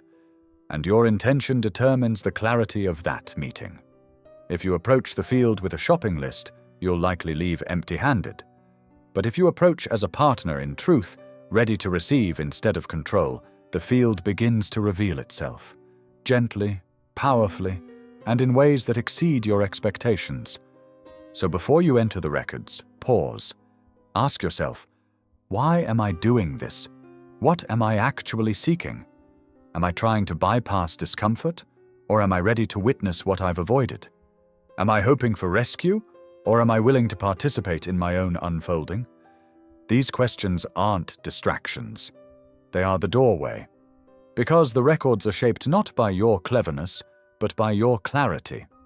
And clarity is a frequency that opens everything. When your intention is rooted in integrity, the field knows. And what you receive in that space isn't just information, it's transmission, a shift, a resonance that changes you. So ask, but ask from your whole being, not with desperation, with devotion, because the clearer your why, the more precise the field becomes, and the more you'll realize the records don't just give answers, they amplify the quality of your questions. There are places on Earth that speak to something ancient inside you, places you've never been, yet somehow remember. You step onto the land and your breath shifts, your skin tingles. You feel watched, not by eyes, but by memory. Egypt, Machu Picchu, Delphi, Angkor Wat, Stonehenge. These places aren't just beautiful, they are encoded. They hold a charge, not because of what happened there alone, but because of what's still happening beneath the surface. These are sites of Akashic concentration. The Akashic Records don't exist only up there in a cosmic field. They imprint, they anchor into form. And sacred sites are some of the strongest access points on Earth, not because they're closer to heaven, but because they are geometric agreements between land, consciousness, and memory. They were chosen, built, aligned intentionally by those who knew how to work with the field, who knew how to embed memory into stone, sound, and space. These sites are not just historical artifacts, they're vibrational libraries, and when you stand in them, your field begins to interact with the record still pulsing in the land. That's why certain temples feel like home. Why certain ruins make you cry for no reason. Why standing in a stone circle can feel more intimate than years of prayer. You're not imagining it. You're remembering. Your own frequency is resonating with the encoded memory of the place. Indigenous traditions have known this all along, that mountains are teachers, that caves hold dreams, that rivers speak. They don't see the land as passive, they see it as alive with story. Because the earth doesn't forget. It records, just like the Akashic Field does. And in places where spiritual work was concentrated, rituals were performed, initiations were carried out, the memory gets thick, sticky. And that stickiness is what you feel when your system brushes up against it. But why do some people feel it more than others? Because resonance is permission. If your field carries matching codes, if your soul lineage intersected with that site in another time or role, you will feel more. Sometimes overwhelmingly. You may be flooded with visions, dreams, a sudden knowing. You may feel joy or grief with no obvious cause. It's not emotional instability, it's energetic familiarity. The records are whispering, "You've been here before, and part of you never left." Even modern sites, churches, battlefields, ancestral lands can carry this kind of imprint. Not because of architecture, but because of intensity. Where human consciousness concentrated itself with purpose, love, devotion, suffering, transformation, the Akashic Field rooted itself deeper. These places don't just remember, they respond to presence, to prayer, to silence. And this is why pilgrimage exists, not to visit something, but to interact with it, to allow the land to mirror what's buried in you. Because often, a sacred site doesn't give you something new, it activates something ancient. It brings up what's dormant, not for nostalgia, but for integration. It's not about reliving past lives, it's about retrieving unclaimed parts of your own field. So when a place calls to you, listen. You don't need proof. The feeling is the proof. When the land moves something in you, honor it. Sit with it. Breathe with it.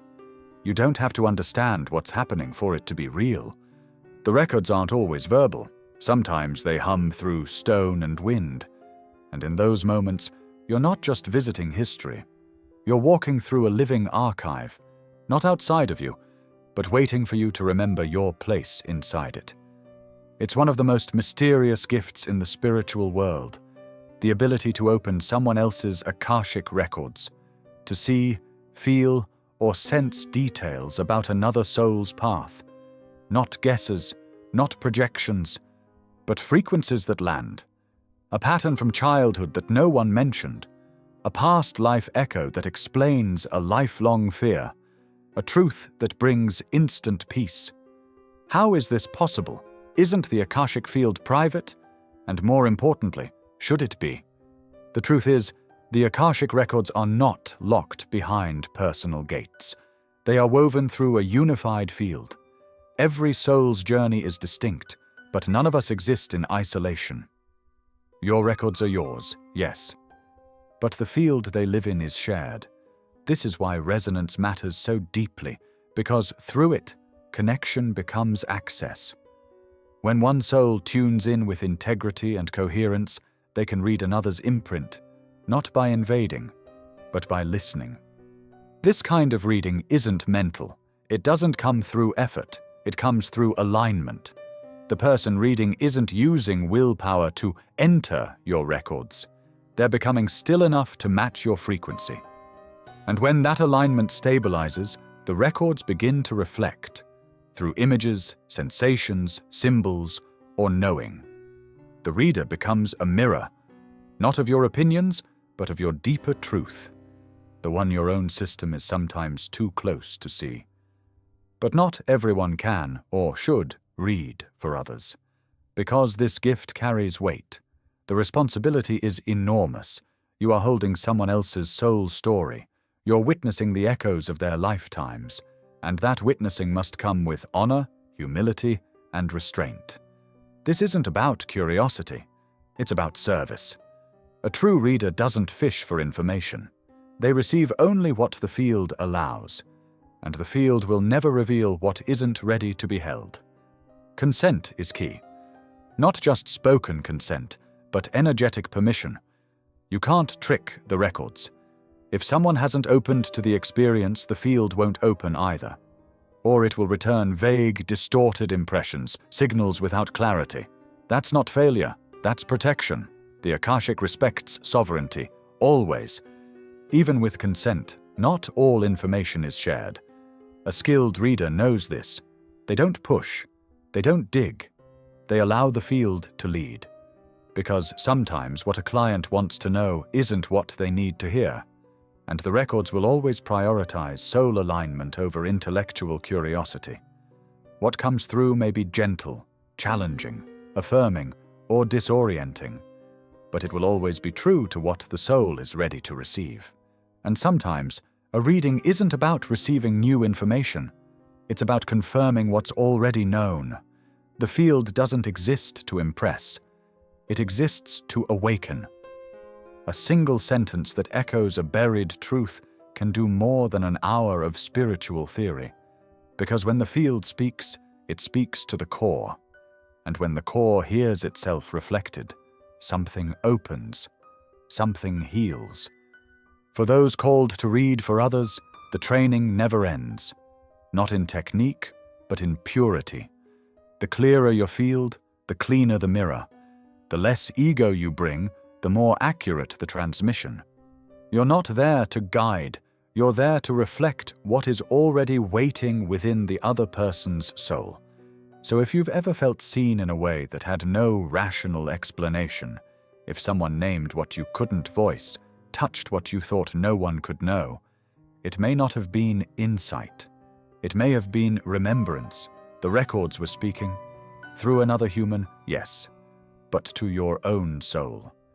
And in that moment, you weren't being read like a book. You were being recognized by the field, by the truth, by the version of you. That never stopped vibrating, just beneath the surface of forgetting. One of the most common questions about the Akashic Records is, are there things I'm not allowed to see? The answer isn't as simple as yes or no, because the records aren't governed by law, they're governed by resonance. There is no spiritual police blocking access. But there is a kind of cosmic intelligence, a coherence within the field itself that regulates what is shown based on what you are ready to carry. The records don't withhold out of cruelty or secrecy. They withhold out of mercy. Insight isn't always medicine. Sometimes it's too much, too fast, too sharp for your current nervous system to metabolize. So the field doesn't slam doors. It dims the signal, it softens the message, or it redirects your attention entirely, showing you a symbol or story that points towards the truth without naming it outright. This isn't evasion, it's grace. There are layers to what you can access. Think of it like a spiral. The deeper you go into your own healing, alignment, and integration, the more layers begin to unlock. Not because the records have changed, but because you have.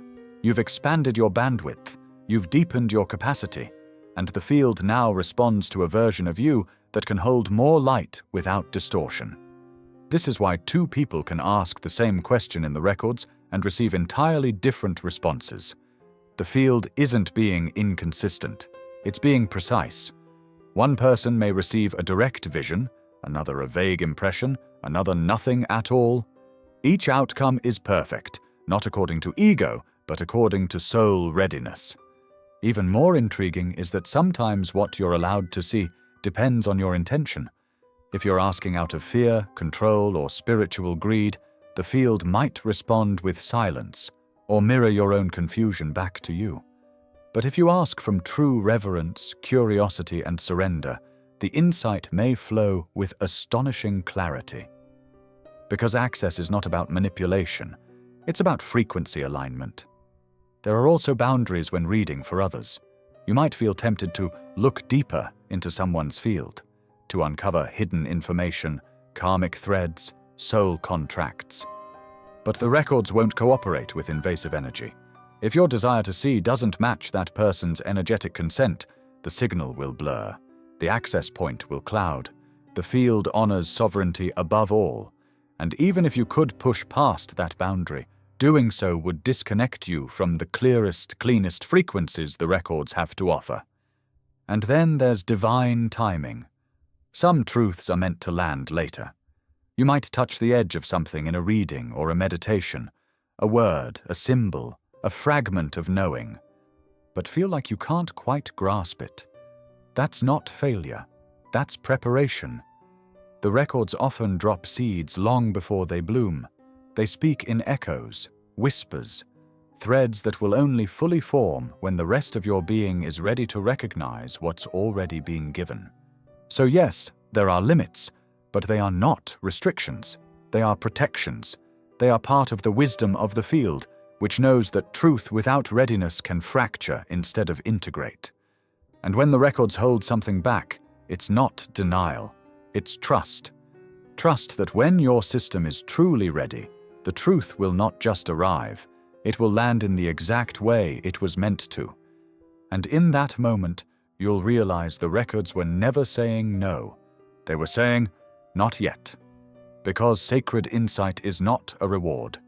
It's a responsibility, and the field will never give you what you're not yet ready to live. There are times when the Akashic Records go quiet. No symbols, no downloads, no intuitive nudges, just stillness, silence, maybe even static. And for the seeker, that silence can feel terrifying, like being cut off, forgotten, or punished. But the records don't stop speaking out of abandonment. They stop because silence is sometimes the message. When you first access the records, there's often a rush. Insight pours in. The channel feels open. Truth flows. But eventually you hit a wall. The answers dry up. The visions fade. It feels like the field has closed itself to you. But that's not what's happening. What's happening is a shift in how the records are asking you to listen. Because insight is only half the work, integration is the rest. And the field knows when you're trying to bypass the embodiment process by chasing more information. Sometimes the silence isn't absence, it's invitation. A space where the records are asking, what have you done with what we already gave you? Have you lived it? Have you applied it? Have you let it reshape your being? The Akashic doesn't speak to fill space, it speaks to awaken. And once it has delivered what you're ready for, it may fall silent until your field ripens again. Until you've metabolized, shifted, aligned. Until you've stopped treating the records as a faucet and started honoring them as a living frequency. There are other reasons for the quiet, too. Sometimes you're not in the right state. You might be tired, emotionally flooded, over-attached to the outcome. The field isn't judging you, but it does require coherence. And if your system is vibrating in anxiety or control, the signal won't land clearly. That's not rejection. That's protection from distortion, confusion, or projection. Sometimes the records go quiet because your soul is choosing not to be guided externally in that moment. You're being asked to trust your own inner compass, even when it feels uncertain. The silence becomes a crucible, a place where your own wisdom is forced to come forward, because the crutches have been removed. The field is still there. It's simply stepping back to let your sovereignty rise. And in rare cases, the quiet means something is reconfiguring in the field. A deeper truth is preparing to emerge, but your system isn't ready to hold it yet. The silence, then, is not a lack, it's a gestation, a sacred pause before the next wave arrives, like the breath between heartbeats, like the stillness before a vision cracks open. But what should you do in these silent seasons? You listen differently. You stop asking for fireworks. You start noticing subtleties, the way your body reacts to certain phrases, the dreams that feel louder, even if you don't remember them, the strange timing of events, the moments when life itself begins to mirror the question you've been holding. Because the records don't only speak in trance, they speak in life. And when the channel quiets, the world around you often begins to echo what you need to know. So don't panic when the records go quiet. They haven't disappeared. They're waiting for your next alignment, your next softening, your next embodied yes. And when that comes, the silence won't just break. It will sing, not because you chased it, but because you became ready again to receive what silence was shaping all along. There comes a moment in every seeker's journey when they question what they've received. Maybe a vision felt off. A message didn't come true. A timeline didn't unfold the way it was shown. And the question rises, quietly at first, then louder. Were the records wrong? Did I misread? Mishear? Make it up? And beneath that, an even deeper fear. Can I even trust this field? The answer is layered but grounding. The records are never wrong, but your interpretation can be. The Akashic Field reflects pure resonance. It doesn't deal in lies or illusions, but it does speak in frequency, not in language. And that frequency has to be filtered through your perception, through your mind, your emotional state, your expectations. And those filters aren't always clean. This is why two people can receive different messages from the same inquiry, or why you can revisit the same question later and get a new layer of insight. It's not that the truth changed, it's that you did. Your field shifted, your readiness evolved, your ability to understand the depth of the message matured. The records didn't contradict themselves, they simply met you where you were each time. Sometimes a message feels wrong because it was symbolic, not literal. You were shown a death, but it represented a shedding of identity. You saw a relationship, but it was a metaphor for inner union. You interpreted timing as fixed when it was fluid. And while the essence of the message was true, the human mind tried to pin it down into story, and in doing so, distorted its meaning. Other times the message was clear, but you weren't ready to act on it. The records pointed toward a shift, an opportunity, a challenge, but free will intervened. You hesitated, chose differently, and the potential timeline dissolved. That doesn't make the records wrong. It reveals that truth lives in possibility, not in prophecy. Remember, the Akashic Records are not fortune tellers. They're not contracts etched in cosmic stone. They're reflections of your current field, your past echoes, your present frequency, your future potentials. They show what's available, not what's guaranteed. And because you are a sovereign being, your choices matter. You're not here to obey the field. You're here to co-create with it. This is also why reading for others requires so much discernment. The cleaner your own field, the clearer the translation. But if you're tired, biased, emotionally entangled, You may project onto what's being shown. You may color the insight with fear or fantasy. And that's okay. It doesn't mean the records failed. It means the mirror was momentarily fogged, and it will clear again. So when something you received feels off, don't discard the entire field. Get curious. Revisit the moment. Ask what lens you were looking through. Ask if the message has ripened in a new way. Ask what part of you wanted the message to mean something it didn't. The records don't punish mistakes. They invite refinement. And sometimes what felt wrong at the time reveals itself as perfectly true later. After life unfolds, after you've changed, after the dust settles. Because Akashic insight isn't just about information. It's about timing. The seed may land long before the soil is ready. So can the records be wrong? Number. But your access can be distorted. Your interpretation can be premature. Your readiness may lag behind your curiosity. And that's okay, because this path isn't about perfection. It's about attunement. And the more you listen, adjust, and return with humility, the clearer the mirror becomes, and the more you realize. The field was never broken. It was just waiting for you to come into tune. For something as ancient and sacred as the Akashic Records, it's no surprise that misconceptions have followed them across time. From mystical exaggerations to New Age oversimplifications, the records are often misunderstood, not because the field is unclear, but because human expectation distorts the lens. To truly access what's available, we first have to unlearn what isn't. The most common myth? That the records are a literal library in the sky. A cosmic vault filled with golden books or holographic scrolls, guarded by higher beings who must grant permission. While this imagery can be a useful symbolic bridge, it's not the essence. The Akashic Records aren't stored in space. They're encoded in frequency. They're not physical objects. They're vibrational imprints woven through the very structure of consciousness. Another misconception is that only special or gifted people can access them, that you need to be psychic, born under a specific star, initiated into an elite lineage. This couldn't be further from the truth. The records are not reserved, they're responsive, and they don't open based on who you are in status, they open based on who you are in vibration.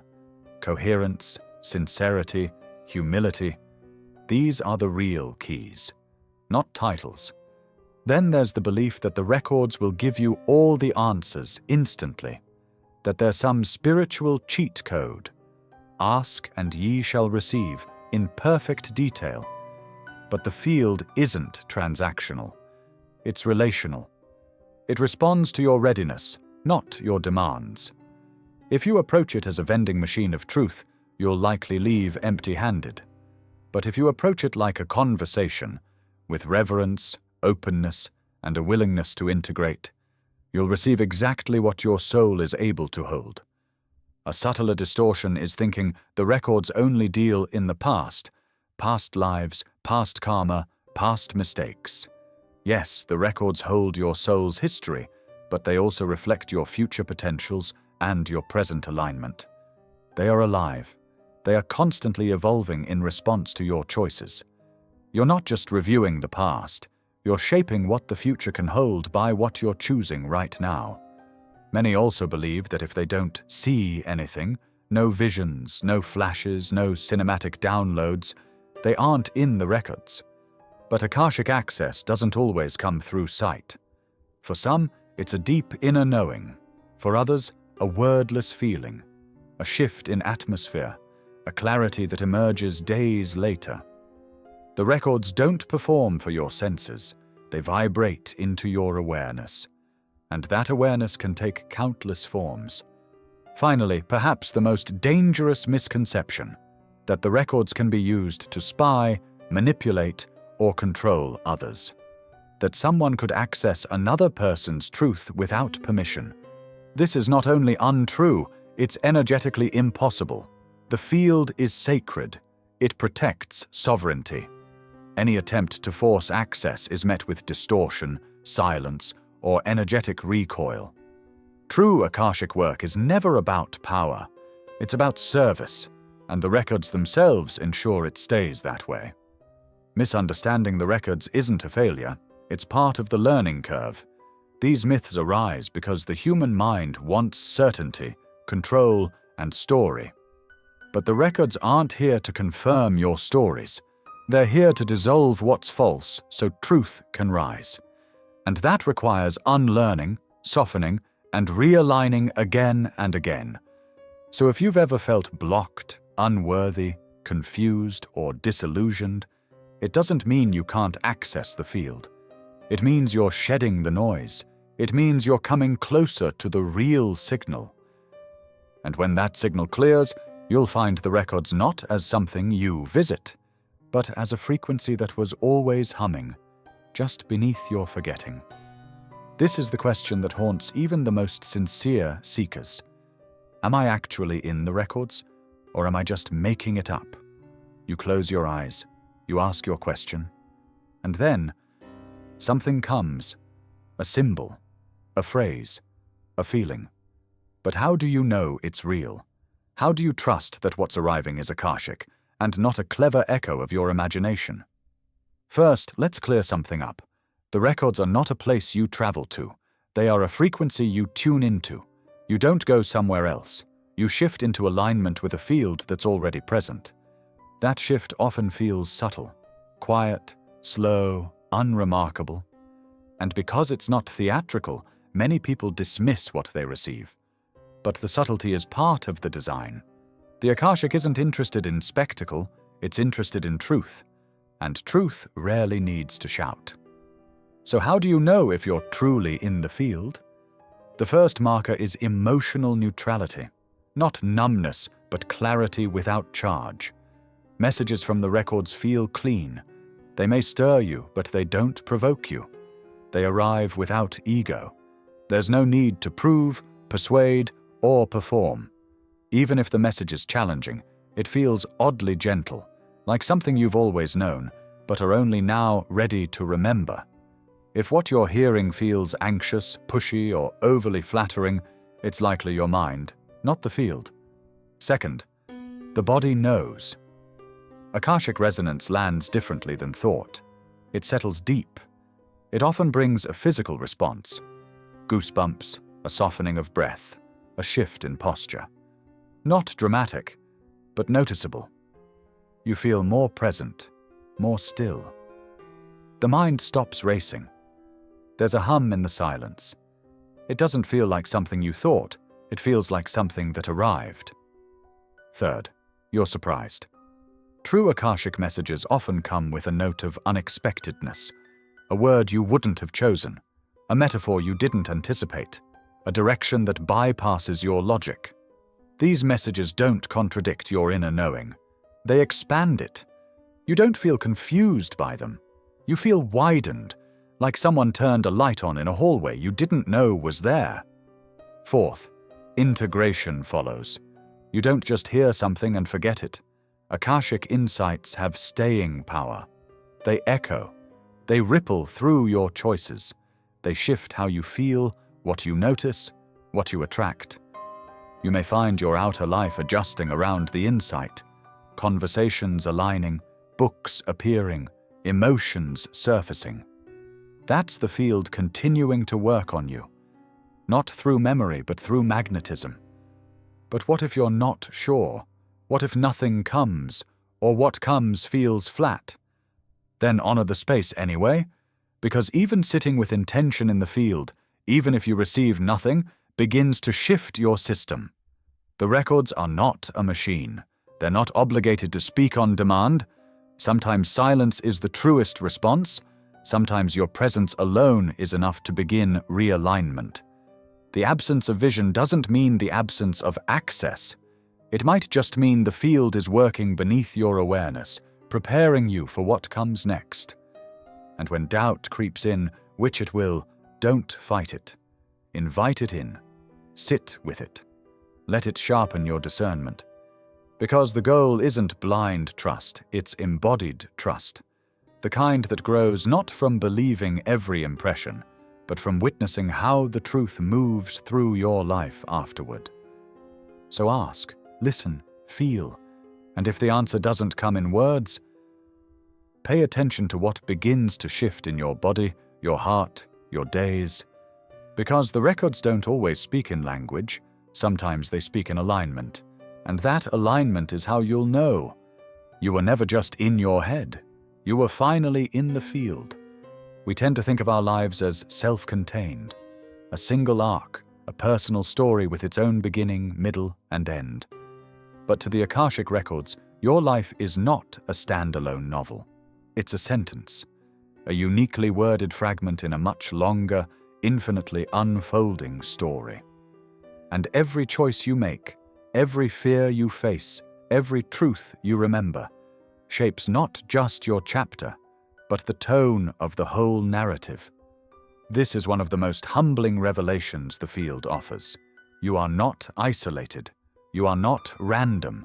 You are a living thread in the tapestry of human memory, and what you do here and now ripple echoes forward and backward across the collective field. The Akashic doesn't just store your individual path, it stores your impact on the whole, not in some moral sense, but in frequency geometry, how your resonance has bent and blended with the wider song of creation. This is why certain moments feel bigger than they should. A tiny decision, a casual conversation, a dream you can't shake. Some part of your soul knows, this is a pivot point. You're writing something that won't just end with you. You're contributing to the vibration of generations to come, and drawing from echoes you didn't consciously remember. The records show you that lineage isn't just DNA. It's energetic legacy. Every life is a continuation. Every soul is a bridge. When you access the records with this lens, something softens. The pressure to get it right dissolves, because suddenly it's not about being perfect, it's about being true, writing your sentence with clarity, with heart, with presence, even if it's messy, even if it ends in a comma, because your soul came here to express a specific tone, not the whole truth, but a necessary inflection of it. That's why your longing matters, your heartbreak, your curiosity, your resistance. They're not detours, they're syntax, parts of the sentence that only you can write. And when you finally stop trying to mimic someone else's script, when you let your life be honest instead of impressive, the records begin to vibrate with new coherence, because nothing aligns the field faster than authenticity. And that authenticity isn't just for you. The moment you step into your truth, you activate it for others. That's how the collective script evolves, not through revolution, but through resonant remembering. Each person who wakes up to their own story helps clarify the storyline of the whole. That's why awakening can feel lonely.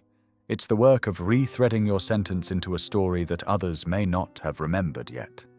But over time, the field sinks, the story begins to harmonize, and you realize your life has never been just yours. It has always been part of something vast, ancient, and ongoing. And the more you honor that, the more the records begin to reflect not just your path, but the constellation of souls your truth touches. So if you've ever felt small or lost or unsure of your role, remember this. You don't need to write the whole book. You just need to write your line with full presence. Let it echo cleanly. Let it hum honestly. Let it ripple forward into timelines you may never see, but that will be shaped by your frequency forever. And when the field reads back the story of this world, your sentence will not be forgotten. It will be known as the moment a soul remembered how to speak from the center of its truth. After all the visions, the symbols, the timelines, and the past life echoes, it always circles back to now. That's the quiet, sacred paradox of the Akashic Records.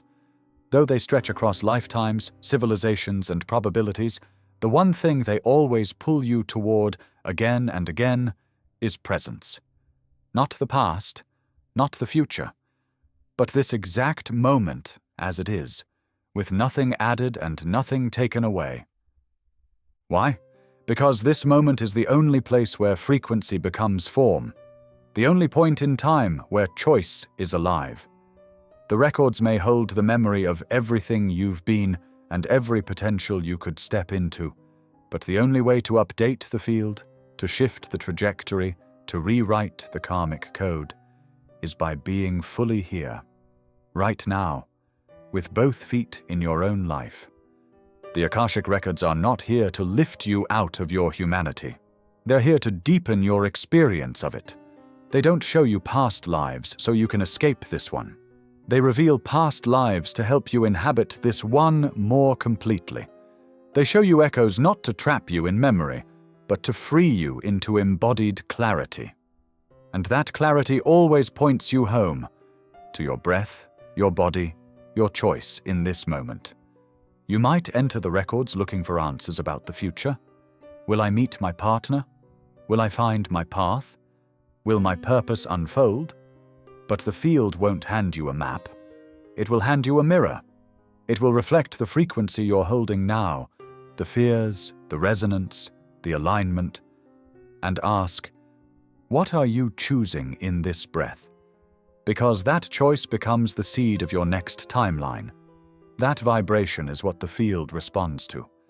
Even visions of the future, when they come, are conditional. They are invitations, not predictions. They arise from your current momentum, and they shift the moment you shift. That's the power and the responsibility of presence. Every moment is a pivot. Every breath is a brushstroke on the canvas of your life's field. And the records are simply showing you how you're painting, so you can choose differently if the colors no longer match your truth. Presence isn't passive. It's the most radical, magnetic thing you can practice. It sharpens your perception. It clears the distortion. It makes the records ring louder because it synchronizes your field with reality. When you're truly present, you don't need to chase guidance. It comes. You don't need to beg for signs. They find you because you've entered the only space where the Akashic can actually move through you, the here and now. That's why the greatest mystics didn't just speak of other realms. They lived with astonishing immediacy. They walked the earth barefoot. They wept at the sunrise. They tended the sacred in the ordinary. Because they understood what the records always whisper, reality is not happening to you. It's happening through you. And the more you meet it with full attention, the more the records align themselves with your becoming. So after all the cosmic journeys, after all the soul contracts and timelines and encoded insight, you return to your own breath, to your own choice, to your own awareness.